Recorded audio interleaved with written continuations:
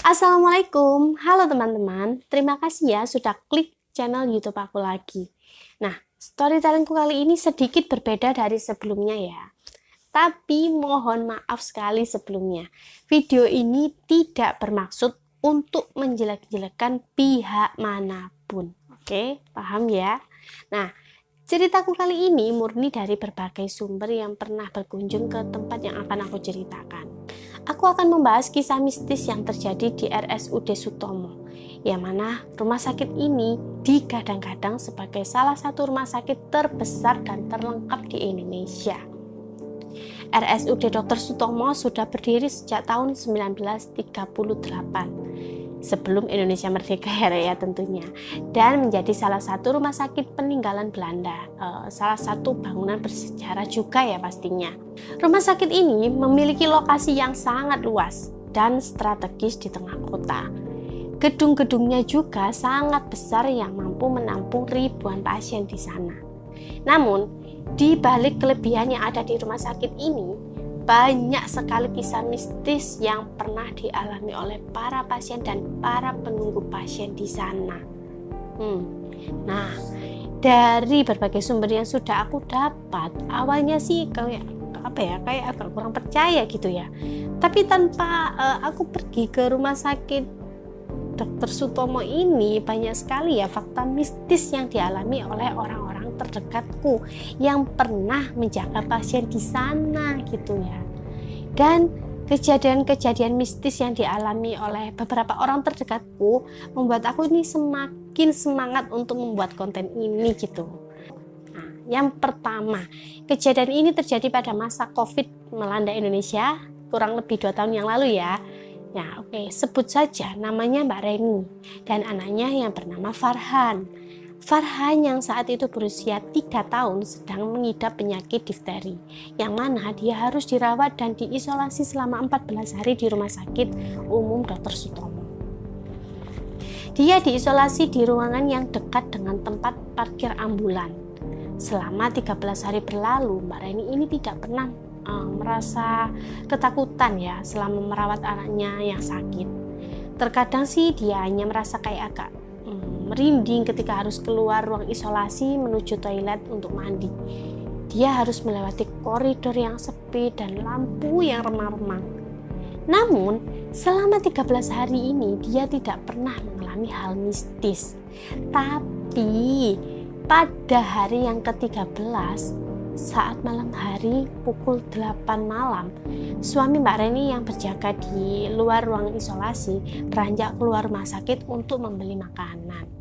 Nah, setelah dia membeli makanan dan bergegas kembali ke ruang isolasi tadi, saat itu suami Mbak Reni ini lewat koridor halaman rumah sakit.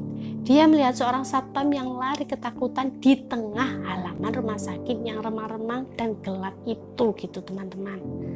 Tapi suami Mbak Reni ini tidak menghiraukan ya, dan dia melanjutkan perjalanannya menuju ke ruang isolasi tadi.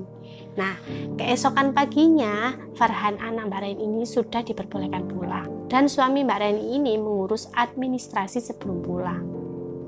Melihat ruang administrasi yang sangat antri, suami Mbak Reni ini keluar rumah sakit sebentar untuk membeli minuman. Dan dia bertemu satpam yang tadi malam berlari ketakutan di halaman rumah sakit itu. Nah, suami Mbak Reni akhirnya bertanya ya pada si satpamnya ini, "Pak, maaf ya, mau tanya, tadi malam saya lihat Bapak lari ketakutan di halaman. Memangnya ada apa, Pak?" Nah, satpamnya ini menjawab, "Loh, sampai juga lewat halaman itu, Mas. Sampai enggak lihat pohon beringin?" Jawab suami Mbak Reni, "Ya Pak, saya lihat ada pohon beringin besar di sana." Satpam itu langsung menjawabnya, "Sampai enggak lihat ada kuntilanak Mas di pohon itu?" Nah, dengan terkejut suami Mbak Reni juga menjawab gitu, "Loh, masa sih Pak? Kemarin saya itu tidak lihat kalau ada hantu di sana." Nah, satpam ini juga langsung menjawab teman-teman, "Lu alah Mas, ya wis apesku ae pas ketok kuntilanak di pohon beringin itu." Nah, seketika suami Mbak Reni yang mendapatkan informasi itu langsung merinding dan terburu-buru ke kantor administrasi pasien rawat inap. Emang ya, dari sekian banyak kesaksian para pengunjung ataupun para pasien yang pernah ke rumah sakit Dr. Sutomo ini, hampir semuanya berkomentar bahwa rumah sakit ini tuh bener-bener horor, teman-teman. Apa kalian sudah pernah mendengar kisah suster gepeng dari rumah sakit ini? Nah, sudah menjadi kisah urban legend di masyarakat, khususnya di daerah Surabaya dan sekitarnya ya. Konon, dahulu ada sebuah kejadian naas yang dialami oleh salah satu suster di rumah sakit Dr. Sutomo ini. Jadi, dahulu kala pernah ada kejadian, ada dua suster yang sedang bertugas. Namanya Suster Maria dan yang satunya ini kita sebut saja Suster Lastri. Nah, mereka berdua ini sedang berjaga dan akan memeriksa kondisi pasien di lantai atas. Nah, saat mereka menuju lantai atas, mereka berdua ini menggunakan lift. Lift ini sering mengalami macet, tapi masih sering digunakan juga.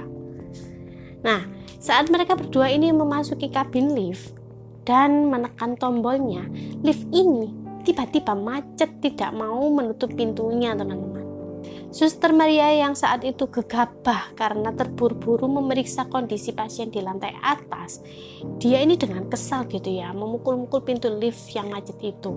Dan dia juga berkali-kali menekan tombol lift berharap pintu lift ini bisa tertutup dan bisa naik ke lantai atas. Tapi berulang kali Suster Lastri ini mengingatkan Suster Maria untuk tidak gegabah dan lebih sabar menunggu sampai liftnya ini normal kembali.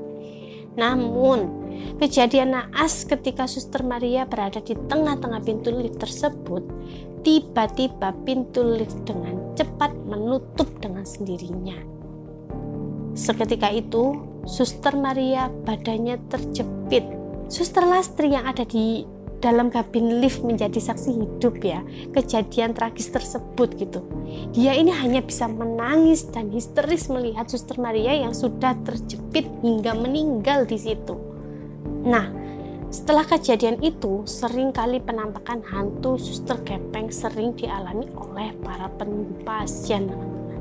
Ada sebuah kejadian yang dialami salah satu pasien rawat inap di rumah sakit ini. Kita sebut saja dia Bapak Tono ya.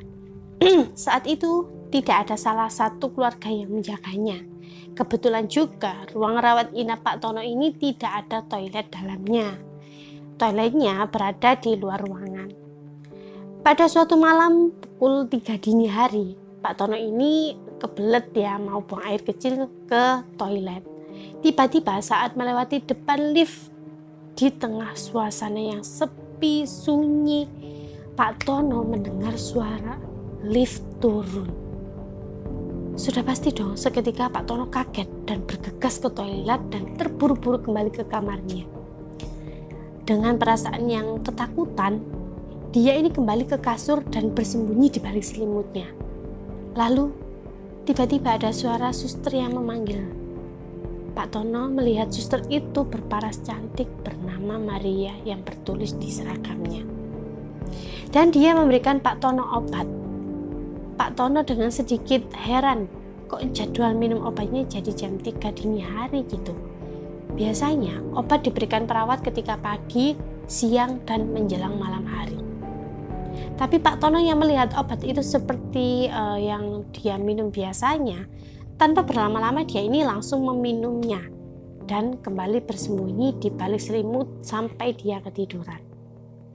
Keesokan harinya ada perawat yang datang memberikannya obat lagi dan Pak Tono menjawab, tadi pukul 3 dini hari ada Suster Maria sudah memberi saya obat. Dengan perasaan yang kaget dan sedikit merinding ya pastinya, perawat ini pun tidak menunjukkan ekspresi ketakutan pada Pak Tono. Dan dia hanya menjawab, oh jadi sudah diberikan Suster Maria obat ya Pak? Baiklah kalau begitu. Tapi teman-teman, setelah Pak Tono sudah diperbolehkan pulang dari rumah sakit, dia baru tahu jika suster yang bernama Maria ini sudah meninggal dunia terjepit lift rumah sakit itu. Ada lagi teman-teman, kesaksian dari salah satu satpam penjaga rumah sakit Dr. Sutomo. Suatu hari, salah satu satpam penjaga rumah sakit Dr. Sutomo menemukan penjaga pasien tertidur di depan kamar jenazah. Jadi gini ya, kita sebut saja bapak ini Pak Agung. Saat itu Pak Agung sedang menjaga budinya yang sedang opname di rumah sakit ini. Nah, pada malam hari sekitar pukul setengah 12 malam, Pak Agung ini merasa bosan berlama-lama dengan suasana kamar rawat inap budinya. Dia ini berinisiatif untuk jalan-jalan menghirup udara segar sembari merokok di halaman rumah sakit. Nah, kebetulan juga memang halaman tamannya ya sangat luas dan banyak pepohonan. Saat berada di tengah jalan setapak, Pak Agung seperti terhipnotis pada satu pohon asem yang sangat besar. Saat dia berjalan ke pohon itu, dia melihat ke atas pohon. Tiba-tiba Pak Agung ini dengan kaget melihat sosok genderuwo bertubuh besar dengan mata merah yang menyala, teman-teman. Seketika itu Pak Agung lari sekencang-kencangnya dan dia berlari menuju lift yang terbuka dengan cahaya lampu yang sangat terang. Saat tiba di depan lift tersebut, Pak Agung ini melihat suster yang berwajah rusak. Pasti ya dengan tubuh yang lemas dan syok, Pak Agung ini pun langsung pingsan. Dan keesokan harinya Pak Agung ini ditemukan satpam yang sedang berjaga. Dia tergeletak di depan kamar jenazah.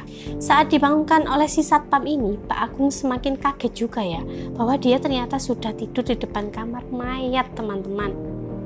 Emang ya, dari sekian banyak kesaksian para pengunjung ataupun para pasien yang pernah ke rumah sakit Dr. Sutomo ini, hampir semuanya berkomentar bahwa rumah sakit ini tuh bener-bener horor, teman-teman. Saat malam hari tiba, hampir tidak ada penjaga pasien rawat inap atau petugas rumah sakit berlalu lalang di luar ruangan atau halaman.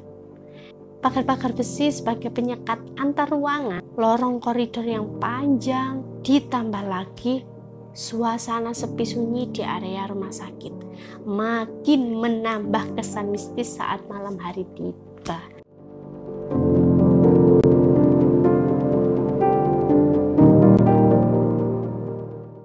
Bagaimana pengalaman kalian yang sudah pernah ke sana?